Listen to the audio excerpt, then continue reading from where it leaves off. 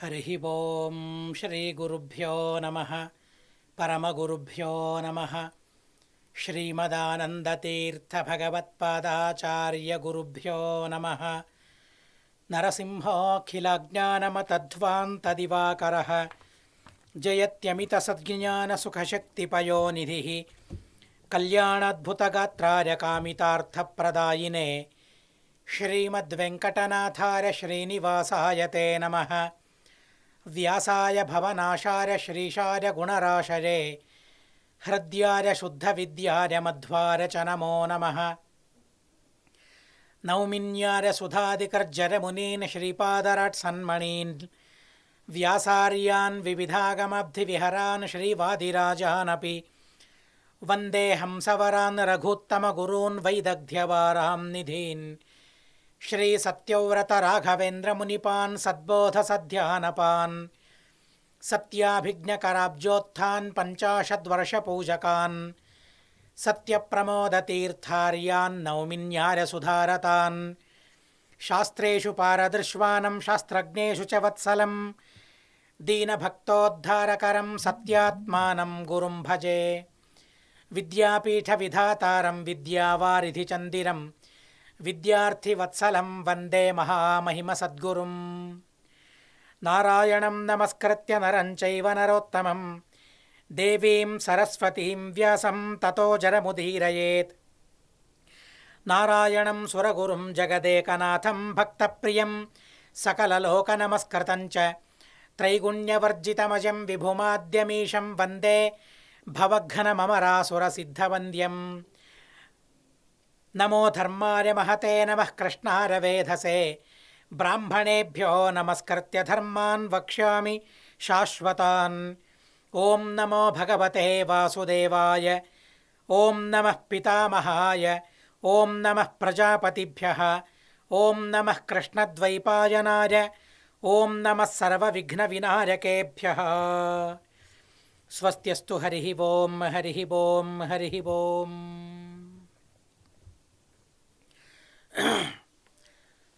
భీష్మ, ద్రోణ మరియు విదుర వీరు ముగ్గురు కూడా ధృతరాష్ట్రునికి ఉపదేశించారు. పాండవుల రాక వలన హస్తినావతికి ఎలాంటి శుభం కలుగుతుందో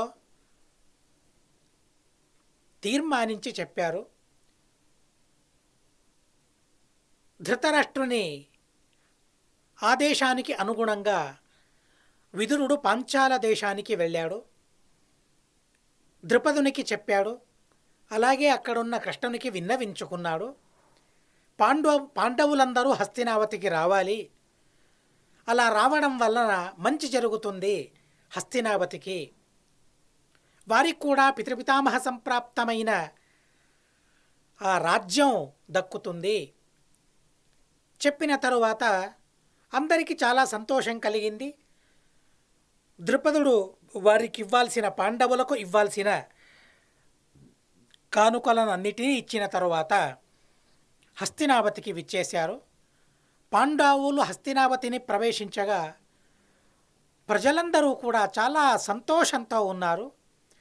సంతోషంతో ఉండడం మాత్రమే కాదు, మేమేదైనా తపస్సు చేసుకుని ఉంటే మా తప ఫలితం ఏంటంటే పాండవులు ఈ హస్తినావతిలోనే చిరకాలము ఉండాలి అని భగవంతుణ్ణి ప్రార్థించారు. హస్తినావతికి ప్రవేశించిన తరువాత దుర్యోధనుని భార్య ద్రౌపదినికి స్వాగతం పలికింది. అందరూ గాంధారీదేవి దగ్గరికి వెళ్ళారు. కుంతీదేవి గాంధారిని నమస్కరించింది. ద్రౌపదీదేవి కూడా నమస్కరించింది. సంతోషంతో ద్రౌపదీదేవిని ఆ గాంధారీదేవి కౌగలించుకుంటూ ఉందట. కౌగిలింతలోనే ద్రౌపది ఏంటో తెలిసిపోయింది, ద్రౌపది యొక్క గొప్పతనమేంటో తెలిసిపోయింది గాంధారీదేవికి. అలాంటి మహిమాన్వితురాలు తను, అలాంటి శక్తి తనకుంది. మహాభారతం చెబుతుంది, పరిష్వజ్జేవ గాంధారి కృష్ణాం కమలలోచనాం పుత్రాణం మమ పాంచాలి మృత్యురేవేత్యమన్యత. ఈ పాంచాలీదేవి నా కొడుకులకు మృత్యురూపంతో తనొచ్చింది అని తెలిసిపోయింది. తెలిసిన తరువాత విదురునికి చెప్పింది, ధృతరాష్ట్రుడు కూడా చెప్పాడు. అందరూ ఒకే చోట ఉండడం వల్ల మరింత ఇబ్బంది, అందరికీ కూడా మరింత విద్వేషం పెరుగుతుంది. కనుక పాండవుని ఇంటికి వీరందరూ కూడా వెళ్ళాలి. ఆ పాండవుని ఇంట్లోనే వీరందరూ కూడా నివాసం ఏర్పరచుకోవాలి అని ధృతరాష్ట్రుడు గాంధారి చెప్పగా, అలాగేనని ఆ పాండురాజు యొక్క గ్రహానికి పాండవులందరూ కూడా వెళ్ళిపోయారు. మళ్ళీ అక్కడ భీష్మ, ద్రోణ, కృప, కర్ణ, బాల్హీక, అలాగే దుర్యోధనాదులందరూ కూడా ఉన్నారు. అలాంటి సందర్భంలో ధృతరాష్ట్రుడు చెబుతూ ఉన్నాడు, భ్రాతృభిస్సహ కౌంతేయ నిబోధేదం వచోమమ. అంటే అక్కడ పాండవులు ఉన్నారు. పాండవులు భీష్మాదులు ఉన్న సందర్భంలో ధృతరాష్ట్రుడు ధర్మరాజుకు చెబుతూ ఉన్నాడు, ధర్మరాజా, నా కొడుకుల గురించి నీకు తెలుసు. వారు దురాత్ములు. నిజంగా ఈ సామ్రాజ్యానికి అభివృద్ధిని సంతరించినవాడు పాండు, నా తమ్ముడు. చాలా బలవంతుడు, చాలా ప్రేమమూర్తి తను. అలాంటి ప్రేమమూర్తి ఒక్కరోజు కూడా నన్ను అతిక్రమించినవాడు కాదు. నన్ను చాలా ప్రేమగా చూసుకున్నవాడు. గుడ్డి లేని వాణ్ణి నేను అనే భావన పరమాణు కాలమంతైనా కూడా తనలో రానివాడు, లేనివాడు. అలాంటి మహా వ్యక్తిత్వం కలవాడు పాండురాజు. ఆ పాండురాజు ఈ మా సామ్రాజ్యాన్ని అభివృద్ధిపరచాడు, ఈ సామ్రాజ్యాన్ని సంరక్షించాడు. కనుక ఈ సామ్రాజ్యంలో మీకు కూడా భాగం ఉంది, మీకు ఈ సామ్రాజ్యం దక్కాలి. అయినా కూడా నా కొడుకులు మంచివాళ్ళు కాదు అని తనే చెబుతూ ఉన్నాడు. తనకు తెలుసు నా కొడుకులు ఎలాంటి వాళ్ళు, వాళ్ళు మంచివాళ్ళు కాదు అని తన మనసుకు తెలిసినా కూడా ఆ దుర్యోధనాదులను తను ప్రేమిస్తూ ఉన్నాడు. ఎంతటి వ్యామోహమో చూడండి. పుత్ర వ్యామోహం అనేది ఎలా ఉంటుంది? సరే, తను మంచివాడు, గొప్పవాడు, ప్రేమించడంలో తప్పు లేదు. కానీ తనకన్నా మహాపాపి మరెవరూ లేరు. అందరినీ పీడించేవాడు. దుర్యోధనుని వల్ల, ఆ నూరుగురు వల్ల ఎల్లప్పుడూ తనకు బాధే తప్ప ఏ కోశాన ఏ సందర్భంలోనూ కూడా తనకు సుఖం లేదు. పరమాణువంతైన సుఖం కూడా తన కొడుకుల వల్ల తనకు లేదు. అయినా కూడా కొడుకులు అనేదే మనిషిలో వ్యామోహాన్ని పెంచుతుంది. తన వల్ల నాకేంటి అని ఆలోచించాడు తండ్రి. నా వల్ల తనకేం కలగాలి, ఏది ఏమైనా నా కొడుకులకు సుఖం కలగాలి అని ఎల్లప్పుడూ తండ్రి మనసు, తల్లి మనసు ఆలోచిస్తూ ఉంటుంది. అలాంటి తల్లిదండ్రుల మనసును గమనించి గౌరవించాలి కొడుకులందరూ కూడా. కానీ అలాంటి గొప్పతనం దుర్యోధనాదుల్లో ఎవరిలోనూ లేదు. చాలా పరితపిస్తూ ఉండేవాడు అసలు ధృతరాష్ట్రుడు. ఏంటి ఇలా తయారయ్యారే నా కొడుకులు? అదే పాండవులు ఎలా ఉన్నారు?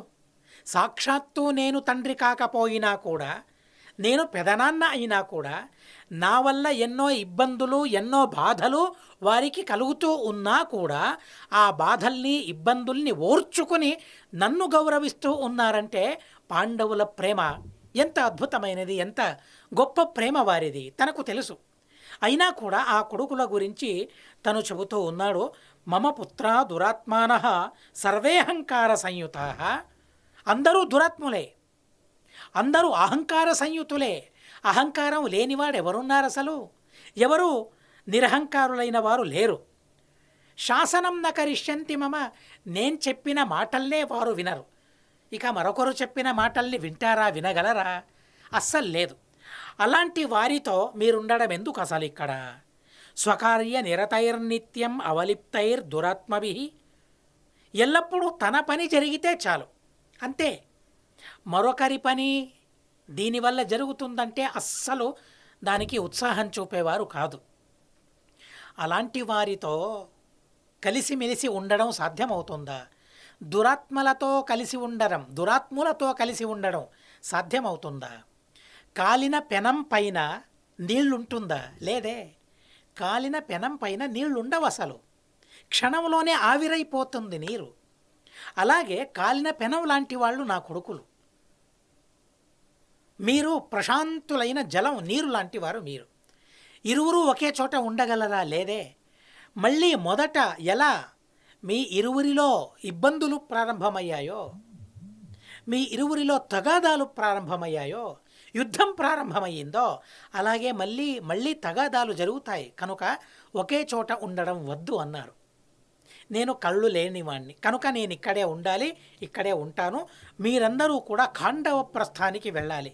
అర్ధరాజ్యం మీకు ఇస్తాను. ఆ అర్ధరాజ్యాన్ని శాసించడానికి, పరిరక్షించడానికి మీరు ఖాండవ ప్రస్థను రాజధానిగా మీరు చేసుకోవాలి. ఇది నా విజ్ఞాపన. అందరి ముందు చెబుతూ ఉన్నాడు. భీష్మ, ద్రోణ, కృపాచార్య, అలాగే కృష్ణ వీరందరి ముందు చెబుతూ ఉన్నాడు. ఇది నా విజ్ఞాపన. ఒకే చోట వీరు ఉండడం తగదు కాబట్టి, ఒకే చోట ఉంటే తగాదాలు మళ్ళీ ప్రారంభమవుతాయి కాబట్టి అర్ధరాజ్యం వారికి ఇస్తాను. ఖాండవ ప్రస్థానికి వారు వెళ్ళి సామ్రాజ్యాన్ని పరిపాలిస్తూ సుఖంగా అక్కడే వారు ఉండాలి. పునర్వై విగ్రహో మాభూత్.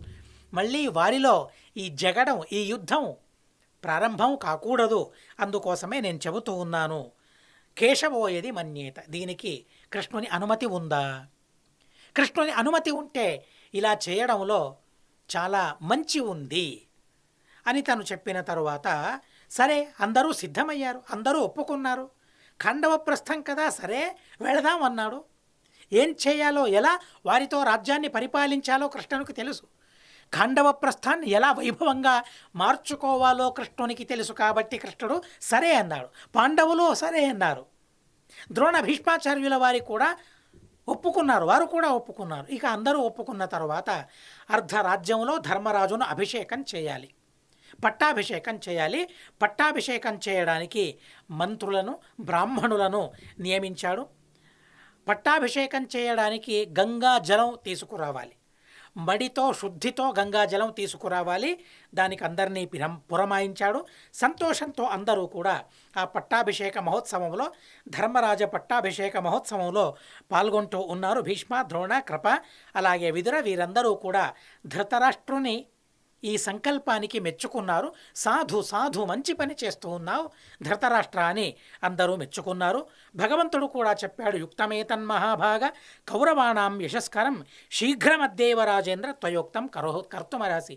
ఇప్పటికిప్పుడే నీవు చెప్పిన ఈ పనిని నువ్వు చేయాలి, ఇప్పుడే పట్టాభిషేకం జరిగి తీరాలి అని శుభముహూర్తంలో ధర్మరాజుకు పట్టాభిషేకం చేస్తూ ఉన్నారు.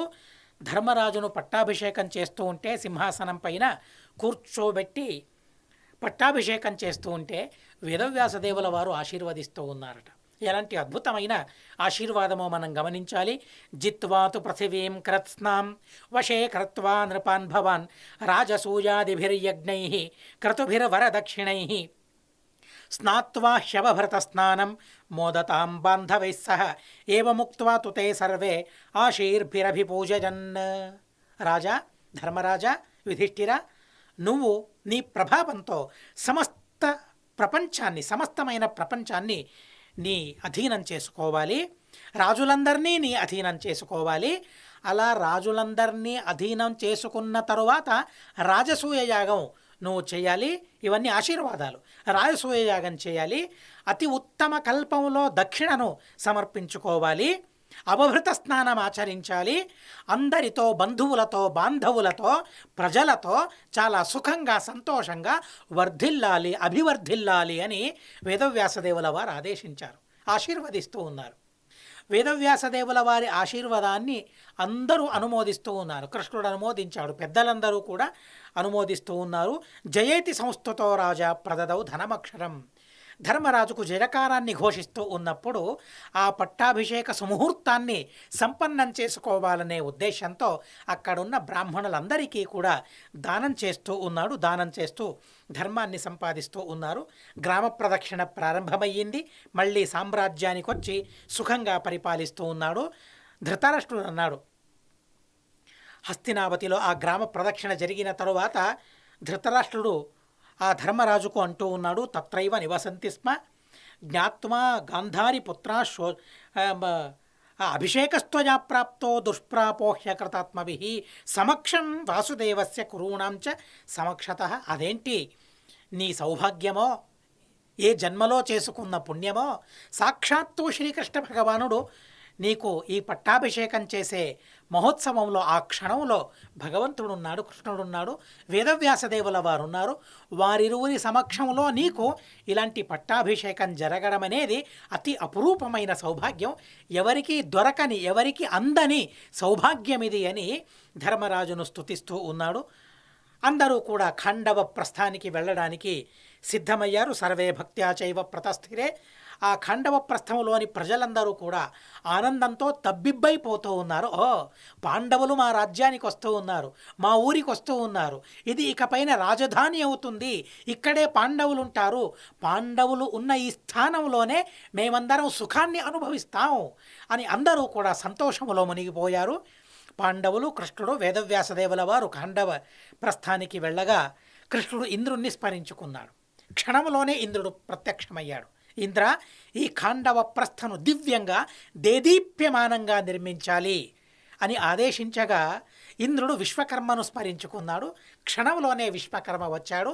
ఆ రాజ్యం ఖాండవ ప్రస్థాన్ని ఎంత చక్కగా తీర్చిదిద్దాడంటే, ఎప్పుడైతే విశ్వకర్మ తన చేతికి పని చెప్పాడో, తను పని ప్రారంభించాడో, తన పని పూర్తి అయిన తరువాత ఆ ఖాండవ ప్రస్థ అమరావతిలా సిద్ధమయ్యింది. ఆ నగరాన్ని చూసి అందరూ కూడా విస్తుపోయారు. ఆశ్చర్యమనిపించింది. అదేంటది హస్తినావతి, హస్తినావతి కన్నా ఎంతో అద్భుతంగా ఈ సామ్రాజ్యం ఉందని చెప్పారు. ఆ ఖాండవ ప్రస్థ అనే నగరంలోనే ప్రాచీనులందరూ కూడా ఉండేవారట. దాన్ని ధృతరాష్ట్రుడు చెప్పాడు. ప్రాచీనులందరూ కూడా అక్కడే ఉన్నారు కాబట్టి అలాంటి పరమ పవిత్రమైన ప్రదేశంలో వీరందరూ కూడా ఉన్నారు. చాలా సంతోషంగా వారందరూ అక్కడ ఉన్నారు. తత పుణ్యే శివే దేశే శాంతిం కృత్వా మహారథాః. ఆ నగరానికి దగ్గరలోనే నందిని అనే నది పురీం ఉపనిగూహతి. ఆ పురికి, ఆ ఖండవ ప్రస్థకు ఆ తరువాత ఇంద్రుని వల్ల ఆ సామ్రాజ్యం మరింత దేదీప్యమానంగా సిద్ధమైనది కాబట్టి ఇంద్రప్రస్థ అని అది ప్రసిద్ధమైంది. అలాంటి ఇంద్రప్రస్థ నగరానికి ఆనుకుని ఒక నది ప్రవహిస్తూ ఉంది. ఆ నది పేరు నందిని. తన ప్రవాహం వల్ల అందరినీ ఆనందపరిచేది కాబట్టి అది నందిని. ఎవరైతే స్నానం చేస్తారో వారికి పుణ్యాన్ని ప్రసాదించి ఆనందింపజేసేది కాబట్టి నందిని అనే పేరు దానికి సార్థకమయ్యింది. బ్రాహ్మణ, క్షత్రియ, వైశ్య, శూద్ర ఇలా చాతుర్వర్ణ వ్యవస్థానం ఆ రాజ్యంలో ఉంది. శాస్త్రంలో చెబుతారు, ఏ ప్రదేశంలో చాతుర్వర్ణ వ్యవస్థ ఉందో, చతుర్వర్ణానికి తగిన ధర్మాలను వారందరూ కూడా శ్రద్ధతో అనుష్ఠానం చేస్తూ ఉన్నారో అది పరమ పుణ్యమైన ప్రదేశం అని శాస్త్రంలో చెప్పబడింది. మనుస్మృతి మొదలైన గ్రంథాలలో చెప్పబడింది. కాబట్టి ఆ రాజ్యం యొక్క గొప్పతనమేంటో ఈ మాటల ద్వారా మహాభారతం మనకు తెలుపుతూ ఉంది. చాతుర్వర్ణ్య సమాకీర్ణం అన్యైశిల్పిభిరామృతం పౌరవాణామధిపతి కుంతీపుత్రో యుధిష్ఠిరః. కుంతీపుత్రుడైన ధర్మరాజు ఆ ఇంద్రప్రస్థ నగరములో తగిన ధర్మాలను తను ఆచరిస్తూ ధౌమ్యాచార్యులను పురోహితులుగా చేసుకుని చాలా సంతోషంగా అక్కడున్నారు. ప్రతిరోజు కూడా ధర్మరాజుకు జరఘోషం అక్కడ వినిపిస్తూ ఉంది. పుణ్యజనులతో సంపన్నమైన ఆ రాష్ట్రం చాలా అద్భుతంగా తయారైంది, అద్భుతంగా సిద్ధమైంది. అలాంటి నగరాన్ని సిద్ధపరిచిన విశ్వకర్మను వారందరూ కూడా పూజించారు. వేదవ్యాసదేవుల వారిని పూజించారు. అలాగే కృష్ణుణ్ణి కూడా పూజించుకున్నారు. అందరూ కూడా వెళ్ళొస్తామని చెప్పి అక్కడి నుంచి వెళ్ళిపోయారు. యథేష్టం పాలయ జగత శశ్వద్ధర్మధురం వహ పునశ్చ సంహర్షాత్ బ్రాహ్మణాన్భర పౌరవ. కృష్ణుడు పాండవుల్ని ఆశీర్వదిస్తూ ఉన్నారు. విశేషంగా ధర్మరాజును ఆశీర్వదిస్తూ ఉన్నారు. ధార్మికంగా, ప్రజారంజకంగా ప్రజలను పరిపాలించాలి, బ్రాహ్మణుల్ని సంతోషపరచాలి. ఆదత్స్వ తస్య వాక్యాన్ని శాసనం కురు తస్యవై. అలాగే నారదుడు, ఈ కాసేపట్లో నారదుడు వస్తాడు. తను చాలా చక్కని ఉపదేశాలను తను చెబుతాడు, ఉపదేశిస్తాడు. ఆ ఉపదేశాన్ని ఆలకించి ఆ ఉపదేశాన్ని ఆచరించి అత్యద్భుతమైన పుణ్యాన్ని నువ్వు సంపాదించుకోవాలి అని చెప్పిన తరువాత కుంతీదేవి ప్రార్థిస్తోంది కృష్ణుణ్ణి, నాథ, నీ వల్ల మేమందరం ఆపదల్ని పరిహరించుకున్నాం, ఆపదల నుండి బయటపడ్డాం. ఈ సంపద రావాలంటే, ఈ సంపద మాకు సంపన్నమయ్యిందంటే అది నీ వల్ల మాత్రమే. దుఃఖాలన్నీ ఉపశమనమయ్యాయి కనుక ఎల్లప్పుడూ మమ్మల్ని అనుగ్రహిస్తూ ఇలాగే ఉండాలని చెప్పిన తరువాత అలాగే అని చెప్పి కృష్ణుడు అక్కడి నుంచి ద్వారావతికి వెళ్ళిపోయాడు. ఏవం సంప్రాప్య రాజ్యం తదింద్రప్రస్థే తపోధన. తరువాత జనమేజయుడు ప్రశ్నించాడు, సరే ఖండవ ప్రస్థను ఇంద్రప్రస్థగా మార్చుకొని అమరావతిలా మార్చుకొని అక్కడ రాజ్యాన్ని పరిపాలిస్తూ ఉన్నారు. పాండవులకు ఒకే భార్య, ఒకే భార్యతో ఎలా మెలిగారు, ఎలా కలిసి ఉన్నారు, ఏ విధమైన విభేదం లేకుండా ఎలా ఉన్నారు, అది చాలా ఆశ్చర్యమనిపిస్తూ ఉంది. కనుక ఆ విషయాన్ని వివరంగా విస్తారంగా చెప్పాలని జనమేజయుడు ప్రార్థించిన తరువాత వైశంపాయనుల వారు చెబుతూ ఉన్నారు. భగవంతుడు చెప్పాడు, నారదుడు వస్తాడు, ఉపదేశిస్తాడు, ఆ ఉపదేశాన్ని పరిపాలించాలి అని. ఆ భగవంతుని మాటకు అనుగుణంగా నారదుడు వచ్చేశాడు. ఈ అధ్యాయంలో 228వ అధ్యాయంలో ఆ నారదుల అత్యద్భుతమైన వర్ణన. నారదుల యొక్క గొప్పతనాన్ని తెలుసుకోవాలంటే ఈ 228వ అధ్యాయాన్ని చదవాలి. అత్యద్భుతంగా నారదుణ్ణి ఈ మహాభారతం వర్ణించింది. అక్కడికి నారదుడు వచ్చాడు, ఇంద్రప్రస్థను ప్రవేశించాడు. సత్యసంధుడు ధర్మరాజు దగ్గరికి వెళ్ళాడు, ప్రశంసించాడు. ధార్మికంగా రాజ్యాన్ని పరిపాలిస్తూ ఉన్నావు అని ధర్మరాజును సందర్శించుకున్నారు. ఎలాంటి మహానుభావుడు తను! సర్వవేదాంతగా వేదాంత విద్యను ఆపోషణ పట్టిన మహానుభావుడు నారదుడు. విప్రహ బ్రాహ్మణుడు, సర్వవేద పారంగతుడు, తపస్సంసిద్ధుడు, ఋక్సామ యజుర్వేదాలను అధ్యయనం చేసినవాడు, న్యాయదర్శనం చేసుకున్నవాడు, ధర్మశాస్త్ర కోవిదుడు, మధురమైన శిఖతో ప్రకాశించేవాడట. తనకు చాలా చక్కని శిఖ ఉందట. జట శిఖ, జుట్టు అంటారు కదా, ఆ జుట్టు ఎలా ఉందంటే ఆ జుట్టును చూసే ఆకర్షితులయ్యేవారట. అలాంటి చక్కనైన జుట్టుతో అలంకృతుడైన వాడు మహానుభావుడు, అన్ని విషయాలను తెలిసినవాడు, అందరి సంశయాలను పరిహరించేవాడు. శ్రీమన్మధ్వాచార్యుల వారు గురువుల గురించి చెప్పేటప్పుడు అసంశయ సంశయచ్చిత గురురుక్తో మనీషిభి అని అంటారు. ఆ లక్షణం ఇక్కడ వస్తుంది. విదితార్థ సమశ్చైవ ఛేత్తా నిగమ సంశయాన్. ఆగమోక్తమైన సందేహాలను పరిహరించేవాడు, తనకే విధమైన సందేహాలు లేవు. సంశరచ్చిత్ అసంశర. అలాంటి మహానుభావుడు నారదుడు ధర్మరాజును సందర్శనం చేసుకున్న తరువాత నారదునికి తగిన పూజను ధర్మరాజు చేశాడు. అభివాదనం చేశాడు, ఆసనంలో కూర్చోబెట్టాడు, ఆతిథ్యాన్ని ఇచ్చాడు. ఆ తరువాత నారదుడు ధర్మరాజును ఆశీర్వదించి చెప్పడం ప్రారంభించాడు. శ్రుత్వైత ద్రౌపదీ చాపి శుచిర్భూత్వ సమాహిత. ధర్మరాజు ద్రౌపదికి చెప్పి పంపించాడు నారదులు వచ్చారు అని. ఆ ద్రౌపదీదేవి కూడా తను అలంకృతురాలై నారదుని దగ్గరికి వచ్చి నమస్కారం చేసి వినయంతో నిలబడిన తరువాత, సరే అమ్మా నువ్వు వెళ్ళిరా అని ఆ ద్రౌపదిని ఆదేశించగా ద్రౌపది అక్కడి నుంచి వెళ్ళిపోయింది. పాండవుల్ని కూర్చోబెట్టుకొని నారదుల వారు ఉపదేశించారు. మొట్టమొదట సంక్షిప్తంగా ఒక విషయాన్ని చెప్పారు. పాండవులు మీరైదుగురు, మీకు భార్య ఒకతే. ఆ భార్య వల్ల మీలో ఎలాంటి అవకతవకలు రాకూడదు, మీలో అసమాధానం విరస భావన మీకు కలగకూడదు. ఈ సందర్భంలోనే మీరు చాలా చక్కగా ఉండాలి. ఈ నెపంతో మీలో విభేదాన్ని సృష్టించాలని దుర్యోధనాదులు ప్రయత్నిస్తూ ఉన్నారు. కనుక ద్రౌపది వల్ల మీలో విరసం ఏర్పడకూడదు. అలాగే స్నేహంగా మీరుండాలి, స్నేహితులుగా మీరుండాలి, కలిసిమెలిసి మీరుండాలి. దూరమవ్వాలనే భావన అసలు మీలో మీకు కలగకూడదు. అందుకోసం ఓ చిన్న కథను టూకీగా నారదుల వారు చెప్పారు. ఒక స్త్రీ వల్ల అన్యోన్యంగా ఉండే సుందోపసుందుల్లో ఎలాంటి విభేదం ఏర్పడింది, చివరికి ఒకరికి ఒకరు కొట్టుకుని చచ్చిపోయారు. అలాంటి విభేదం వారిలో వచ్చింది. కనుక స్త్రీ వల్ల మీలో ఏ విధమైన విభేదం కలగకూడదు అని చెప్పిన తరువాత ధర్మరాజు అన్నాడు, అదేంటి ఆ సుందోపసుందులు ఎవరు, ఏ స్త్రీ వల్ల వారిలో విభేదం ఏర్పడింది, వారి స్వభావం ఎలాంటిది, ఆ గాథను విస్తారంగా చెప్పాలి అని ధర్మరాజు అడిగిన తరువాత సరే విస్తారంగా ఆ గాథను చెబుతానని ప్రారంభించారు. భ్రాతృభిః సహితః పార్థ యథావృత్తం యుధిష్ఠిర. అసుర వంశంలో హిరణ్యకశిపు కన్నా ముందు నికుంభ అనే దైత్యుడు ఉండేవాడు. పరమ తేజస్వి, బలవంతుడు. తన కొడుకులే ఈ సుంద మరియు ఉపసుంద, సుంద ఉపసుంద. సుంద పెద్దవాడు, ఉపసుంద చిన్నవాడు, తమ్ముడు. వారిరువురు కూడా ఎలా ఉండేవారంటే ఏకనిశ్చరం, ఒకే ఒక నిర్ధారం. ఇరువురి నిర్ధారము ఒకటే, అసలు విభేదం అనేదే లేదు. ఎందులోనూ విభేదం అనేది లేదు. మాట్లాడడం ఒకరి మాట ఒకే విధంగా ఉంటుంది. అన్యోన్యంగా పరస్పరం భోజనం చేస్తూ ఉండేవారు.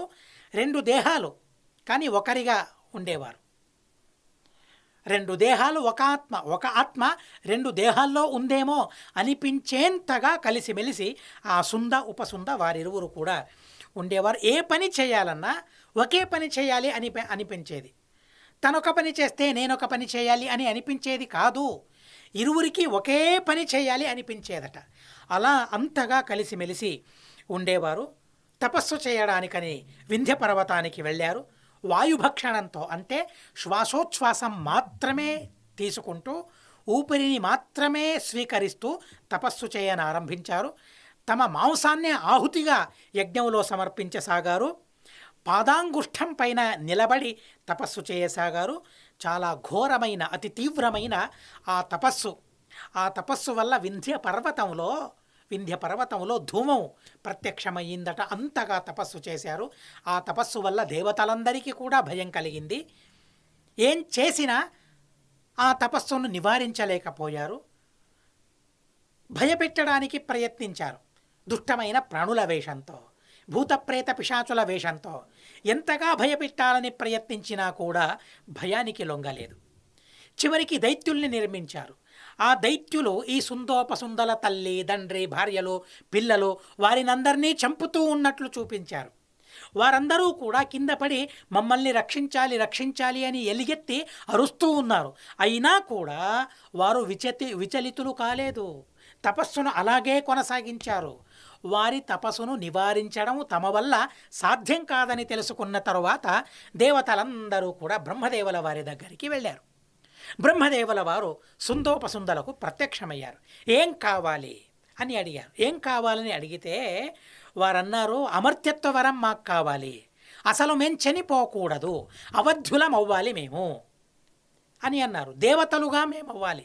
దేవతలు ఎలా అవధ్యులో అలా మేం కూడా అవధ్యులుగా, అమర్త్యులుగా మేం మారిపోవాలి అని అంటున్నప్పుడు బ్రహ్మదేవుల వారు అన్నారు, అదెలా సాధ్యమవుతుంది? మనిషిగా పుట్టిన తరువాత చనిపోవడం తథ్యం కదా. జనన మరణాలందరికీ నిశ్చయం కదా. అమర్త్యులు ఎలా అవుతారు? దాన్ని పక్కన పెట్టి మరో వరం ఏదైనా ఉంటే ఆ వరాన్ని కోరుకోమని బ్రహ్మదేవుల వారు అడిగారు. దానికి ప్రత్యామ్నాయంగా ఆ సుందోపసుందులు ఎంత చక్కగా అడిగారంటే, సరే అమర్త్యత్వ వరాన్ని నువ్వు ప్రసాదించలేవు, ప్రసాదించానని తేల్చి చెప్పావు. ఇక చనిపోవడమని ఉంటే అది నా వల్ల తన వల్ల నేను చనిపోవాలి, తన వల్ల నాకు, నా వల్ల తనకు భయం కలగాలి. తను నన్ను చంపాలి, నేను తనను చంపాలి. అది జరగని పని. ఎందుకంటే ఇరువురు అలా మమేకమై ఏక మనస్కులై మేము ఉన్నాం కాబట్టి మాలో ఎందుకు విభేదం ఏర్పడుతుంది? మాలో విభేదం అనేదే ఏర్పడదు. కనుక ఒకరిని మరొకరు అసలు ద్వేషించుకోని పరిస్థితిలో మేము ఉన్నాం. అంతగా మనం ఇద్దరం ప్రేమించుకుంటూ ఉన్నాం. అంతగా ప్రేమించుకుంటూ, అంత స్నేహంతో, అంత బాంధవ్యంతో పెనవేసుకుని ఉన్నప్పుడు నేనెలా తనను చంపగలను, తనెలా నన్ను చంపగలడు? అది అసాధ్యం. ఈ వరాన్ని కోరుకుంటే ఒక విధంగా అమర్త్యత్వ వరాన్ని కోరుకున్నట్లే అవుతుంది అని ఉపాయం పన్నారు వారు. అలా ఉపాయం పన్ని భయం అనేది ఉంటే, మరణం అనేది ఉంటే అది తన వల్ల నాకు, సుందుని వల్ల ఉపసందునికి, ఉపసందుని వల్ల సుందునికి ఆ మరణం కలగాలే తప్ప మరొకరి వల్ల మాకు మరణం కలగకూడదు. ఎంత చాకచక్యతతో, ప్రజ్ఞా పాఠవాలతో బ్రహ్మదేవుల వారినే మభ్యపెట్టాలని వారు అనుకున్నారు. అలా ప్రార్థించగా సరే అని బ్రహ్మదేవుల వారన్నారు. ఎందుకంటే ఆ తరువాతి విషయాన్ని చూసుకోవడానికి భగవంతుడున్నాడే, ఆ భగవంతుని బాధ్యత అది అని సరే అన్నారు బ్రహ్మదేవుల వారు. బ్రహ్మదేవుల వారికి తెలుసు ఎలా వారికి మరణం వస్తుంది, ఆ భవిష్యం తెలుసు కాబట్టి బ్రహ్మదేవుల వారు సరే అన్నారు. అలా బ్రహ్మదేవుల వారి నుండి వరాన్ని పొందిన తరువాత ఇక ఎవరి భయమూ వారికి లేదు. భయం అంటే ఎవరి వల్ల? సుందుని వల్ల ఉపసుందునికి, ఉపసుందుని వల్ల సుందునికి తప్ప మరెవరి వల్ల కూడా భయం లేకపోయింది సుందోపసుందులకు. స్వర్గానికి వెళ్ళారు, అమరావతిని ఆక్రమించారు, దేవతల్ని ఆక్రమించారు, స్వర్గాన్ని కైవసం చేసుకున్నారు. ఇలాగే లోకాలను అన్నిటినీ కూడా తమ కైవసం చేసుకుంటూ ఉన్నారు, తమ అధీనం చేసుకుంటూ ఉన్నారు. అధీనం చేసుకోవడం మాత్రమే కాదు, సజ్జనులనందరినీ కూడా పీడిస్తూ ఉన్నారు. బ్రాహ్మణుల్ని పీడించారు, ఋషులను పీడించారు, మునులను పీడించారు. అరణ్యంలో ఏకాంతంలో తపస్సు చేసుకుంటూ ఉన్న ఆ ఋషులను పీడించసాగారు. ఋషులు మునులు శపించారు. ఆ శాపం వల్ల కూడా వారికి ఏ విధమైన భయం కలగకుండా పోయింది. ఆ శాపం కూడా వ్యర్థమైపోయింది. ఇలా ఏం చేసినా ఎదురు లేకుండా పోయింది వారికి, సుందోపసుందులకు. ఏం చేయాలి ఇక? ఋషులందరూ మునులందరూ కూడా భయభీతులైపోయారు. ధర్మం చేయడం సాధ్యం కావడం లేదు. ఎక్కడా యజ్ఞం లేదు, యాగం లేదు, భగవంతుని పూజ లేదు, సంధ్యావందనం లేదు, పంచమహాయజ్ఞాలు లేవు, అతిథి సత్కారం లేదు, అభ్యాగత సత్కారం లేదు. ఎటు చూసినా ధర్మం అనేది లేదు. ధర్మమే ప్రశాంతమైపోయింది, ధర్మనాశమైపోయింది. ఎక్కడో ఏకాంతంలో ఎవరో ఒకరో ఇద్దరో చేస్తూ ఉన్నారే తప్ప ప్రపంచంలోనే ధర్మం నష్టమైపోయింది. మహాభారతం మనకు దాన్ని చెబుతుంది. నివృత్త యజ్ఞ స్వాధ్యాయ, ఎక్కడా యజ్ఞాలు లేవు, ఎక్కడా స్వాధ్యాయం లేవు, ఎక్కడా గురుకులాలు లేవు, బోధించడాలు లేవు, ఉపనయనం లేదు, వివాహం లేదు, ధర్మం అనేదే లేదు. ప్రనష్ట నృపతి ద్విజాహ ఉత్సన్నోత్సవ యజ్ఞాచ బభూవ వసుధా తదా. యజ్ఞం లేదు, ఉత్సవం లేదు, ఉత్సాహం లేదు. ఇలా భూమి తయారైపోయింది. అసలు భూమిలో ధర్మం అనేదే లేకుండా పోయింది. దుష్ప్రేక్షమభవత్తదా. అలాంటి సందర్భంలో ఎటు చూసినా భయం, ఎటు చూసినా దుఃఖం, ఎటు చూసినా శోకం తాండవం చేస్తూ ఉంది.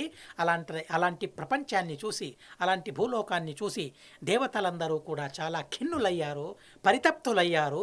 చంద్రాదిత్యౌ గ్రహాస్తారా నక్షత్రాణి దివౌకస జగ్మురు విషాదం తత్కర్మ దృష్ట్వా సుందోపసుందయో. చంద్రునికి బాధ కలిగింది, సూర్యుణ్ణి పీడించారు, గ్రహ నక్షత్రాలను పీడించారు. వారందరూ కూడా దేవతలకు విషాదం ప్రాప్తమయ్యింది. సుందోపసుందుల ఈ వ్యాపారాన్ని చూస్తూ నిస్సపత్నౌ కురుక్షేత్రే నివేశం అభిచక్రతు. ఏ విధమైన శత్రువులు తనకు లేరు, ఎవరూ శత్రువులు లేరు. శత్రువులు లేని ఆ సుందోపసుందులు చివరికి కురుక్షేత్రానికి వచ్చారు, అక్కడ నివాసం ఏర్పరుచుకున్నారు. పరమార్తిం దృష్ట్వా తత్కథనం మహత. దేవర్షులు, మహర్షులు, బ్రహ్మర్షులందరూ కూడా ప్రపంచంలో తాండవిస్తూ ఉన్న పరమార్తిని, పరమశోకాన్ని గమనించారు. సుందోపసుందల ఆ విచిత్రమైన వ్యాపారాన్ని, విచిత్రమైన దుర్భామన, దుష్టశక్తిని గమనించారు.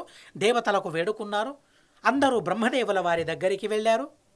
బ్రహ్మదేవుల వారి దగ్గరికి వెళితే ఋషర సర్వదేవైతే పితామహముపాగమన్ సుందోపసుందరో కర్మ సర్వమేవ శంసిరే. సుందోపసుందులు ఎలా పీడిస్తూ ఉన్నారో వివరంగా బ్రహ్మదేవుల వారి ముందు చెప్పారు. ఎలాగైనా ఆ సుందోపసుందుల సంహారం జరిగి తీరాలి అని దేవతలందరూ బ్రహ్మదేవుల వారిని ప్రార్థించిన తరువాత బ్రహ్మదేవుల వారు విశ్వకర్మను పిలిచారు. విశ్వకర్మను పిలిచి, ఓ అమ్మాయిని నిర్మించాలి, ఓ అప్సరసను నిర్మించాలి, అప్సరసను పుట్టించాలి. తను ఎలా ఉండాలంటే ఎవరైనా తనను చూస్తే మోహితులైపోవాలి. అలాంటి సౌందర్యం, అలాంటి అందం తనలో ఉండేట్లు, అందం ఉట్టిపడేటట్లు ఆ సుందరిని నువ్వు నిర్మించాలి, అప్సరా స్త్రీని నువ్వు నిర్మించాలి అని విశ్వకర్మకు ఆ పనిని అప్పగించారు బ్రహ్మదేవుల వారు. సరే అని విశ్వకర్మ ఎక్కడెక్కడ ఎలాంటి సౌందర్యం ఉందో ఆ సౌందర్యంలోని తిలతిల భాగాన్ని సంగ్రహించారట. మహాభారతమే మనకు చెబుతుంది. రత్నాలు, వజ్ర వైడూర్యాలలో ఉన్న ఆ సారంలోని తిలతిల భాగాన్ని, అణువణువును సంగ్రహించి ఓ స్త్రీమూర్తిని నిర్మించారట. బ్రహ్మదేవుల వారు చూశారు. చూసి తనకు తిలోత్తమ అని నామకరణం చేశారట. తిలోత్తమాయాం తస్యాంతు గతాయాం లోకభావన. ఎందుకు తిలోత్తమ అని పేరు చెప్పారు? తిలం తిలం సమానీయ రత్నానాం యద్వినిర్మిత తిలోత్తమేతి తస్య నామచక్రే పితామహ. మణి, వజ్ర, వైడూర్య మొదలైన వస్తువులలోని తిల భాగమైన సౌందర్యాన్ని సంగ్రహించి ఉత్తమమైన ఈ శరీరాన్ని నిర్మించారు విశ్వకర్మ. కాబట్టి తనకు తిలోత్తమ అని నామకరణం చేశారు. సార్థక నామధేయురాలయ్యింది. అలా బ్రహ్మదేవుల వారు ఏం చెప్పారు? తనను చూస్తే అందరూ మోహితులవ్వాలి అని చెప్పారు కదా. దేవతలందరినీ ప్రదక్షిణ చేయసాగంది. ఎందుకంటే దేవతలు మహానుభావులు. వారి వరముంటే ఏ పనైనా అవలీలగా చేయగలను, అది తనకు తెలుసు తిలోత్తమకు. కనుక రుద్రాది దేవతలను ప్రదక్షిణ చేయనారంభించిందట. రుద్రదేవుల వారిని ప్రదక్షిణ చేస్తూ ఉంటే తను ఎటువైపు వెళుతుందో అటు మొహం తిప్పారట. అలా మొహం తిప్పుతూ ఉంటే అక్కడక్కడ ఒక్కో మొహం రుద్రదేవుల వారికి పుట్టుకొచ్చిందట. అలా పంచముఖులయ్యారు రుద్రదేవుల వారు. ముందు ఒక మొహం ఉంది. ఆ తరువాత ఆ కుడివైపు నుండి ప్రదక్షిణ చేస్తూ ఉండగా అటువైపు చూశారు, అటు ఒక ముఖం నిర్మితమైంది. ఇలా 4 దిక్కులలో 4 మొహాలు రుద్రదేవుల వారికి వచ్చాయి. అప్పటి నుంచి పంచముఖ అని రుద్రదేవుల వారు సుప్రసిద్ధులయ్యారు. అలాంటి అత్యద్భుతమైన సౌందర్యంతో ఆ తిలోత్తమ ఉంది అని ఈ విషయం ద్వారా తెలిపారు. అలాగే ఇంద్రుని చుట్టూ ప్రదక్షిణ చేయనారంభించిందట. ఇందులో ఆ 1000 కళ్ళు ఇంద్రునికి వచ్చాయట. కనుక సహస్రాక్ష అని ఇంద్రుడు ప్రసిద్ధుడయ్యాడు. ఇలా 5 తలలను సంపాదించుకున్నారు రుద్రదేవుల వారు ఆ తిలోత్తమను చూడడానికని. ఇంద్రదేవుల వారు 1000 కళ్ళతో తనను చూసి తన సౌందర్యాన్ని తిలకించారు. కాబట్టి అందరినీ రుద్ర ఇంద్ర దేవతలే తన సౌందర్యాన్ని ఇలా ఆరాధించారు. కాబట్టి ఇక మిగిలిన వారిని పరిస్థితి ఏంటి అని అనుకున్నారు. అలా ఆ రుద్రదేవుల వారి ప్రశంసను ఒక విధంగా, ఇంద్రదేవుల వారి ప్రశంసను తను దక్కించుకొని, అంటే 5 మొహాలతో తనను చూశారు, 1000 కళ్ళతో ఆ తిలోత్తమను చూశారు ఇంద్రదేవుల వారు. ఇదొక దివ్యమైన ప్రసాదం, దివ్యమైన అనుగ్రహం అని భావించి ఆ తిలోత్తమ అక్కడి నుంచి వెళ్ళిపోతూ ఉంది. ఏ ప్రదేశంలో కురుక్షేత్రంలో సుందోపసుందులు ఉన్నారో అక్కడికి వెళుతూ ఉన్నారు. సుందోపసుందులు వారు మాత్రమే కాదు, సమగ్ర పరివార సమేతంగా కురుక్షేత్రంలో వారు ఉన్నారు. అటు ఇటు వెళుతూ తిలోత్తమ తిరుగుతూ శనైర్జగామతం దేశం యత్రాస్తాం తౌ మహాసురవు, ఆ అసురులు దైత్యులు ఎక్కడున్నారో అలాంటి కురుక్షేత్రానికి వారు ఆ తిలోత్తమ వెళ్ళింది. ఉభౌ చ కామ సంవృత్తౌ ఉభౌ ప్రార్థరతశ్చతాం దక్షిణేతాం కరే శుభ్రూం సుందో జగ్రాహపాణిన. అలా వెళ్ళిన తరువాత తన రూపంతో సుందోపసుందుల్ని కట్టిపడేసింది. బ్రహ్మదేవుల వారి వరమండి. బ్రహ్మదేవుల వారి వరం విశ్వకర్మ యొక్క అత్యద్భుతమైన నిర్మాణం. ఎలాంటి అద్భుతమైన నిర్మాణమో గమనించండి. విశ్వకర్మ ఎలాంటి గొప్ప వ్యక్తి, ఎలాంటి మహానుభావుడు, ఎలాంటి సౌందర్యాన్ని నిర్మించిన ఘనుడు తను. అలా విశ్వకర్మ నిర్మించిన అత్యద్భుతమైన ఆ సౌందర్యమే అలా ఉంటుందండి. ఏదో గుర్తుకొస్తూ ఉంది కాబట్టి చెబుతాను. శ్రీమఠానికి మనం వస్తాం, ఉత్తరాది మఠానికి మనం వస్తాం. వచ్చినప్పుడు మూల సీత మూల రామచంద్రదేవుల వారిని సందర్శించుకుంటాం. ఆ ప్రతిమల్ని నిర్మించింది ఎవరు మరి? ఇదే విశ్వకర్మ నిర్మించిన ప్రతిమలవి. ఎంత అద్భుతమైన సౌందర్యం ఆ ప్రతిమలకుంది. అలా విశ్వకర్మ ఆ 2 మూల సీత రామ ప్రతిమలను నిర్మించగా బ్రహ్మదేవుల వారు ఆ ప్రతిమలను పూజించాలి అనుకున్నారట. సంకల్పం చేశారు. సంకల్పం చేసుకున్న క్షణంలోనే భగవంతుని సన్నిధానం అక్కడ నెలకొన్నదట ఆ ప్రతిమలలో. కనుక స్వయం వ్యక్త ప్రతిమలు అని మనం అంటాం. మూల సీత మూల రామచంద్ర ప్రతిమలు ఏవైతే శ్రీమఠంలో ఉన్నాయో ఆ ప్రతిమలో భగవంతుడు స్వయం వ్యక్తుడైనాడు అని మనం అంటాం. శాస్త్రం అలా చెబుతుంది. అలాంటి అత్యద్భుతమైన సన్నిధానం, అత్యద్భుతమైన సౌందర్యం విశ్వకర్మ నిర్మితమైనది. అంటే అలాంటి సౌందర్యం ఉండి తీరాలి. ఆ సుంద ఉపసుంద మొదట ఎవరు చూశారో అయినా కూడా సుందుడు అనుకున్నాడు, తను నా భార్య కావాలి అనుకున్నాడు. నా భార్య కావాలి అని పరిగెత్తుకుంటూ వెళ్ళాడు, తన కుడి చేతిని పట్టుకున్నాడు. ఆ తర్వాత ఉపసుందుడు అన్నాడు, లేదు తను నా భార్య కావాలి అని పరిగెత్తుకొని వెళ్ళాడు, ఎడమ చేతిని పట్టుకున్నాడు. వారిరువురిలో తగాదా ప్రారంభమయ్యింది. సుందుడన్నాడు, మమ భార్య తవ గురువు ఇది సుందోభ్యభాషత. ఉపసుంద, నీ అన్నయ్య నేను, నీకు గురువు లాంటి వాణ్ణి కనుక తను నా భార్య, విడిచిపెట్టు చేతినన్నాడు. చూడండి, ఏనాడు కసురుకున్నవాడు కాదు, ఏ రోజు తిట్టుకున్నవారు కాదు, ఏ రోజు వారిలో ఒకరిపైన ఒకరికి కోపం కలగలేదు. కానీ ఒకే ఒక్క క్షణంలో ఆ ఉపసుందుడు ఎడమ చేతిని పట్టుకున్నాడు. ఏ తిలోత్తమ నా భార్య కావాలని నేను అనుకున్నానో, ఏ తిలోత్తమ కుడి చేతిని నేను పట్టుకున్నానో, ఆ తిలోత్తమ యొక్క ఎడమ చేతిని తను పట్టుకుని ఆ తిలోత్తమ నా కైవసం కావాలని తను అనుకుంటూ ఉన్నాడే. అప్పుడు తనలో కోపం రగిలిపోయింది. ఆహా, నేను గురువును, నేను అన్నయ్యను, తను నా భార్య, నీకు వరుసకు వదిన అవుతుంది, చెయ్యి విడిచిపెట్టన్నారు. అప్పుడు ఉపసుందుడు ఏమన్నాడు? సరే అన్నయ్యా అని విడిచిపెట్టాడా? లేదే. మమ భార్య తవ వధూహు ఉపసుందోభ్యభాషత. అన్నయ్య, తను నా భార్య, నీకు కోడలు లాంటిది, చెయ్యి విడిచిపెట్టన్నాడు. వారిరువురిలో తగాదా ప్రారంభమయ్యింది. నైషా తవ మమైషేతి తతస్థౌ మన్యురావిశత్. లేదు లేదు, తను నాది, నా భార్య, తను నా భార్య అని వారిలో తగాదా ప్రారంభమయ్యింది. తన సౌందర్యాన్ని, తన రూపాన్ని చూసి మదోన్మత్తులై వారిలోని స్నేహమే పటాపంచలైపోయిందట. వారిలో ఉన్న ఆ ప్రేమ, స్నేహం పటాపంచలైపోయింది. కోపంతో వారిరువురు ఒకరికి ఒకరు చేతిలో గదాయుధాన్ని తీసుకుని యుద్ధం చేయనారంభించారట. ఎవరి కోసం? తిలోత్తమ కోసం. తిలోత్తమ అటువైపు నిల్చుండి వారిరువురి యుద్ధాన్ని చూస్తూ ఉందట. బ్రహ్మదేవుల వారు ప్రపంచంలోని సత్ప్రజలందరినీ కూడా ఉద్ధరించాలనే ఉద్దేశంతో నన్ను నిర్మించారే, నా వల్ల ఆ సత్ప్రజల ఆర్తి దూరమవుతూ ఉందే, ఇలాంటి అత్యద్భుతమైన సేవావకాశాన్ని, సేవా సౌభాగ్యాన్ని బ్రహ్మదేవుల వారు నాకు కల్పించారే, ఇదొక పూజ అని మనసులో భగవంతుణ్ణి ధ్యానిస్తూ శ్రీకృష్ణార్పణమస్తు అని తను చేస్తూ ఉన్న ఆ పూజను భగవంతునికి సమర్పిస్తూ ఉందట తిలోత్తమ. అప్సరా స్త్రీలంటే ఏదో వినోదం కోసం, శృంగారం కోసం వారి నిర్మితులయ్యారు, వారు పుట్టారనుకోవడం మహా నేరం, అపరాధం, దానివల్ల పాపం. ఒక తిలోత్తమ వల్ల ఎలా ధర్మాన్ని సంస్థాపన చేశారో బ్రహ్మదేవుల వారు, భూలోకంలో ధర్మ సంస్థాపన చేయడానికి తిలోత్తమను సృష్టించి తన ద్వారా ధర్మ సంస్థాపన చేశారు. ధర్మ సంస్థాపన చేయడానికి తిలోత్తమను వాడుకున్నారు, ఉపయోగించుకున్నారు. ఆ తిలోత్తమ సేవను వారు గమనించారు, స్వీకరించారు, భగవంతునికి సమర్పిస్తూ ఉందట. శ్రీకృష్ణార్పణమస్తు. ఇలా నేను వీరినందరినీ, సజ్జనులను అందరినీ, ఋషులను, మునులను, దేవతలను సంరక్షించేందుకు నేను ఉపయోగపడ్డాను. నా జన్మ సార్థకమయ్యింది, నా జన్మ పవిత్రమయ్యింది అని తననుకుందట. అలా పవిత్రమవ్వాలండి మా దేహం.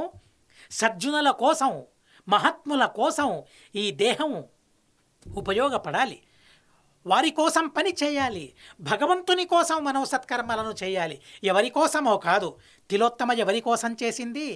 ఋషుల, మునుల, దేవతల ఆ ఆర్తిని పరిహరించడానికి, అలా భగవంతుణ్ణి ఆరాధించాలనే ఉద్దేశంతో ఏ పని చేయడం నా వల్ల సాధ్యమవుతుందో ఆ పని చేసింది. సుందోపసుందలను తన లావణ్యంతో, తన అందంతో, తన సౌందర్యంతో మోహించి వారిరువురు యుద్ధమాడేలా తను చేసింది. అదొక పూజ అని తను భావించింది. వారిరువురు గదాయుధంతో కొట్టుకున్నారు. అక్కడికక్కడే వారిరువురు కూడా చనిపోయారు. వరం కోరుకున్నారు కదా, చనిపోతే తన వల్ల నేను, నా వల్ల తను చనిపోవాలి.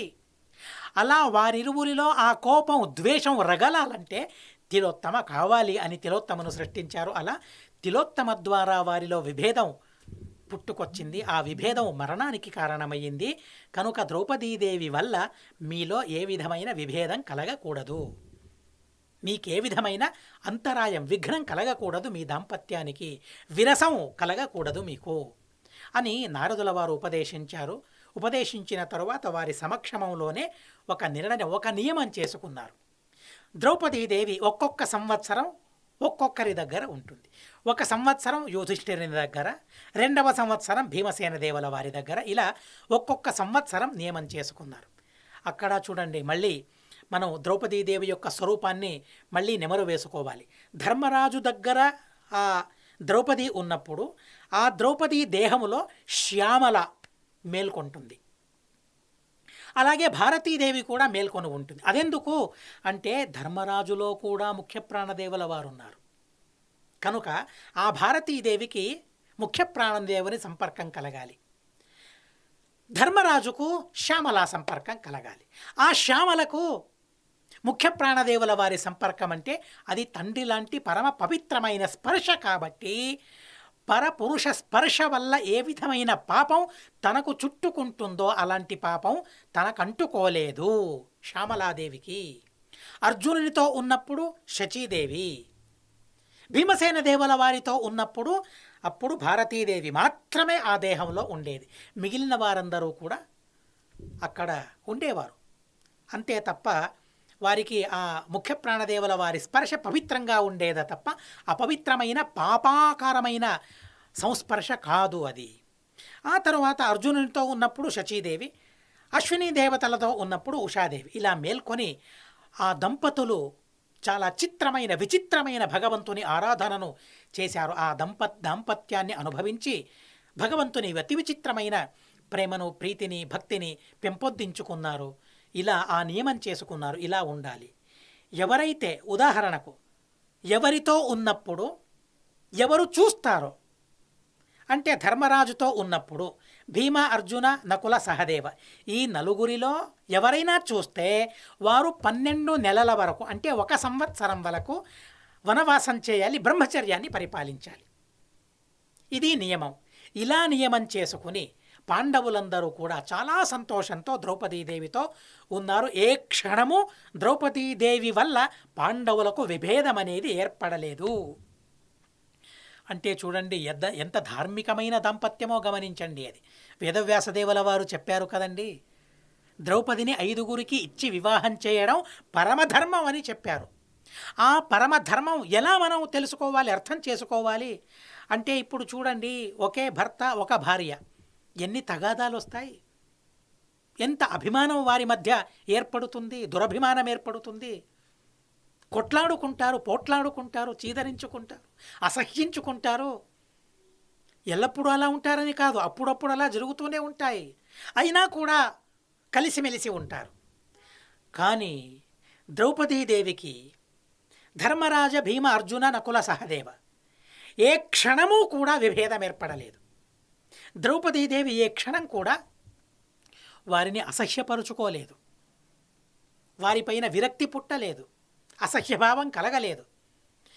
అంటే ఎంత గొప్ప దాంపత్యమో మనం దీనివల్ల వారిరువురి దాంపత్యాన్ని గమనించినప్పుడు అది మనకు అర్థమవుతుంది. అలాంటి పరమ పవిత్రమైన దాంపత్యాన్ని వారు పాండవులు మరియు ద్రౌపదీదేవి కొనసాగిస్తూ ఉన్నారనే విషయాన్ని మహాభారతం చెబుతుంది. ఇక్కడికి విదురాగమన పర్వం, రాజ్యలాభ పర్వం 2 వేరే వేరే పర్వాలని కొన్ని పుస్తకాల్లో ఆ 2 పర్వాలు సేరి ఒక ఉపపర్వమని కొందరలా సంగ్రహం చేశారు. ఇలా ఈ పర్వం సమాప్తమైన తరువాత 15వ పర్వం అర్జున వనవాస పర్వం. అర్జునుడు వనవాసానికి వెళ్ళడం, ధర్మరాజుతో ఉన్నప్పుడు తను ఆ ధర్మరాజు గదిలోకి వెళ్ళాల్సిన పరిస్థితి తనకు వచ్చింది కనుక ఆ ధర్మరాజు మరియు ద్రౌపది ఉన్నప్పుడు అర్జునుడు చూశాడు కాబట్టి 1 సంవత్సరం వరకు తను అరణ్యానికి వెళ్ళిపోయాడు, అడవికి వెళ్ళిపోయాడు, వనవాసానికి వెళ్ళిపోయాడు. ఆ ఘటనను చెప్పే అత్యద్భుతమైన పర్వమది. వైశంపాయనుల వారు చెబుతూ ఉన్నారు, ఏవం తే సమయం కృత్వా నివసంస్తత్ర పాండవాః వశే శస్త్ర ప్రతాపేన కుర్వంతః అన్యాన్ మహీక్షితః. ఈ విధంగా వారిరువురు నియమం చేసుకొని పాండవులందరూ కూడా శస్త్ర ప్రతాపంతో, తమ సామర్థ్యంతో శత్రువులైన రాజులందరినీ కూడా వశపరుచుకొని సామ్రాజ్యాన్ని విస్తరించుకుంటూ ఉన్నారు, ప్రజారంజకంగా రాజ్యాన్ని పరిపాలిస్తూ ఉన్నారనే విషయాన్ని మహాభారతం తెలుపుతుంది. ఈ విషయాన్ని శ్రవణం చేస్తూ అస్మద్గురువంతర్గత తాత్విక దేవతాంతర్గత భారతీరమణ ముఖ్య ప్రాణాంతర్గత శ్రీకృష్ణార్పణమస్తు. అక్షరం కర్మ రస్మిన్ పరే స్వర్పితం ప్రక్షరం యాంతి దుఃఖాని యన్నామతః అక్షరోజో అజర సర్వదేవామృతః కుక్షిగం యస్య విశ్వం సదా అజాదికం ప్రణరామో వాసుదేవం దేవతామండలాఖండమండనం. హరి ఓం అనేన భావయత్ పుణ్యం అవాప్నోతు గురుర్మమ.